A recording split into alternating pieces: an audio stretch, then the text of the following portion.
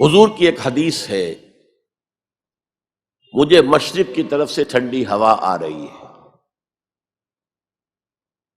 اقبال نے جب ترانہ ہندی لکھا تھا اس میں کوٹ کیا تھا، میرے عرب کو آئی ٹھنڈی ہوا جہاں سے، میرا وطن وہی ہے، میرا وطن وہی ہے۔ کیا عجب، ہم بہرحال اپنی جگہ پر سمجھ رہے تھے، رب بھی ہے امید کہ کسی طرح اللہ ہمیں توفیق دے دے، پاکستان میں وہ نظام قائم کر دے جو پوری انسانیت کے لیے ایک مینارہ نور بن جائے۔ یہی باتیں اقبال نے کہی تھی، میں کوٹ کر چکا ہوں کہ ڈیسٹنی ہے، تقدیر مبرم ہے کہ ہندوستان کے شمال مغرب میں ایک آزاد مسلمان ریاست قائم ہوگی، اور اگر ایسا ہو گیا تو ہمیں موقع مل جائے گا کہ اسلام کے چہرے سے جو بدنما داغ اور دھبے دور ملوکیت میں پڑ گئے تھے انہیں ہٹا کر جاگیرداری آ گئی تھی، دور ملوکیت میں سرمایہ داری آ گئی تھی۔ ابلیس کی مجلس شورا میں ابلیس سے کہلوایا ہے اقبال نے، ابلیس کی زبان سے وہ اپنا پیغام دے رہا ہے، جانتا ہوں میں یہ امت حامل قرآن نہیں ہے، وہی سرمایہ داری بندہ مومن کا دین، جانتا ہوں میں کہ مشرق کی اندھیری رات میں بے ید بیضا ہے پیران حرم کی آستین۔ لیکن ایک عجیب بات کہی ہے، عصر حاضر کے تقاضاؤں سے ہے لیکن یہ خوف، it's a demand of history. عصر حاضر کے تقاضاؤں سے ہے لیکن یہ خوف، ہو نہ جائے آشکارا شرع پیغمبر کہیں۔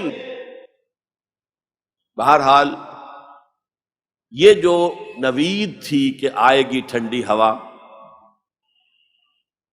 ایک خیال یہ ہے، اب بھی ہے، شاید حالات جس نہج پر جا رہے ہیں شاید پاکستان اور افغانستان مل کر وہ جگہ بن جائیں کہ جہاں پر اسلام کا نظام پورا کا پورا دی پولیٹیکو سوشو اکنامک سسٹم نافذ کر دیا جائے۔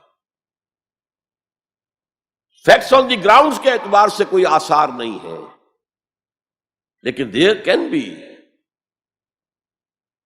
سم ڈیوائن، کوئی ایسا شکل پیدا ہو جائے اللہ کی طرف سے۔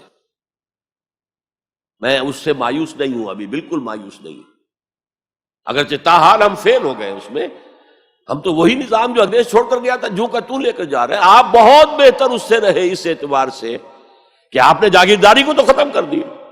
ہمارے ہاں تو جاگیردار مسلط ہے، اور جہاں جاگیردار مسلط ہوگا اور 70% آبادی جو ہے وہ دیہی ہے، گاؤں کی ہے، جاگیرداروں کے انگوٹھے تلے ہے، وہاں سیاست کیا ہوگی؟ سیاست جو ہے وہاں پر it's the musical chair game of the jagirdars and lords, اور کچھ بھی نہیں۔ بہرحال اللہ کرے کہ یہ اس بر عظیم سے، پاکستان بھی آخر اسی بر عظیم کا ایک حصہ تھا، بھارت اسی بر عظیم کا حصہ ہے، بنگلہ دیش اسی بر عظیم کا حصہ ہے۔ میں وہاں بھی گیا تھا تو میں نے کہا تھا کہ آپ یہاں نظام خلافت قائم کریں۔ وہاں خلافت اندولن ایک بڑی تحریک بھی اٹھی تھی، حافظ جی حضور کا نام آپ نے سنا ہوگا، بہت بڑے پیر تھے وہاں کے، جنہوں نے ایک موومنٹ شروع کی تھی کہ خلافت کا نظام قائم کیا جائے۔ لیکن یہ ہے کہ کیا عجب کہ ہندوستان کی قسمت میں ہوئی۔ شمس نوید عثمانی صاحب نے جو بات کہی ہے وہ قابل غور یقیناً ہے، اگرچہ مجھے پڑھے ہوئے اس کتاب کو بہت دن ہو گئے ہیں، لیکن مجھے امید ہے کہ جو بات میں کہنے چلا ہوں وہ ان کی طرف غلط منسوب نہیں ہوگی، لفظی طور پر کوئی غلطی ہو سکتی ہے۔ انہوں نے یہ لکھا تھا کہ امت مسلمہ کی قیادت پہلے ملی ہے سامی النسل لوگوں کو، یہ میں آپ کو بتا چکا ہوں۔ فرسٹ رائز آف دی مسلم امہ، then the first fall of the Muslim Ummah, then the second rise of Muslim Ummah, then the second fall of Muslim Ummah, just as the first rise of Bani Israel, and then the first fall, and then the second rise, and then the second fall. So first rise of the Muslim Ummah was under the leadership of the Arabs. Who are these Arabs? Sami, Semitic. اگرچہ Europe میں Semitic کا لفظ استعمال ہوتا ہے یہودیوں کے لیے صرف، وہ بھی سامی ہے، عرب بھی سامی النسل ہے۔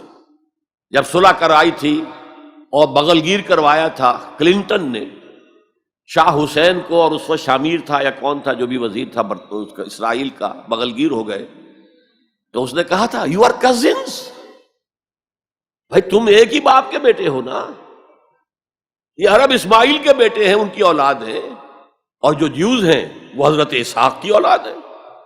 حضرت اسحاق کے بیٹے حضرت یعقوب، ان کے 12 بیٹے، ان سے 12 نسلیں، 12 قبیلے جو ہیں بنی اسرائیل کے، تو یو آر کزنس۔ تو سامی النسل، پہلی قیادت سامی، حضرت سام، یہ بیٹے تھے حضرت نوح کے۔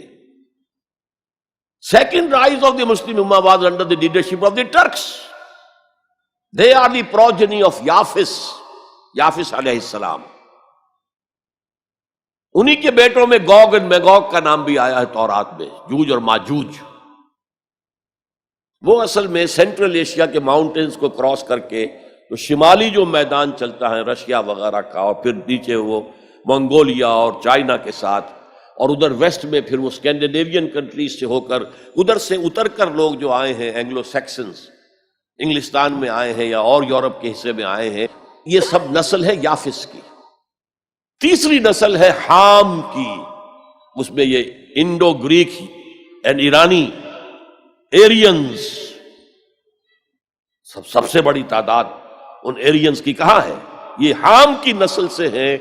اور شمس نوید عثمانی نے لکھا تھا کہ اب جو اسلام کی اور امت مسلمہ کی قیادت ہے وہ حام کی نسل کو منتقل ہوگی۔ دی تھرڈ رائز آف اسلام، جس پر میں حدیثیں آپ کو سنا چکا ہوں، ہونا ہے، وہ تقدیر مبرم ہے، پوری دنیا پر اسلام کا غلبہ ہو کر رہے گا۔ علامہ اقبال نے کس خوبصورتی سے کہا ہے، ہر کو جا بینی جہان رنگ و بو، تم جہاں کہیں بھی رنگ و بو کا مظہر دیکھتے ہو، خوشنمائی، خوشبو، اچھی بات، اعلیٰ قدریں، ہر کجا بینی جہان رنگ و بو، زاں کے از وہ آیت آرزو، جس سے کہ آرزو پیدا ہوتی، امنگ پیدا ہوتی ہے۔ یا ز نور مصطفیٰ اورا بہاست، یا ہنوز اندر تلاش مصطفیٰ است، یا تو حضرت محمد مصطفیٰ صلی اللہ علیہ وسلم سے وہ نور مستعار لیا گیا ہے۔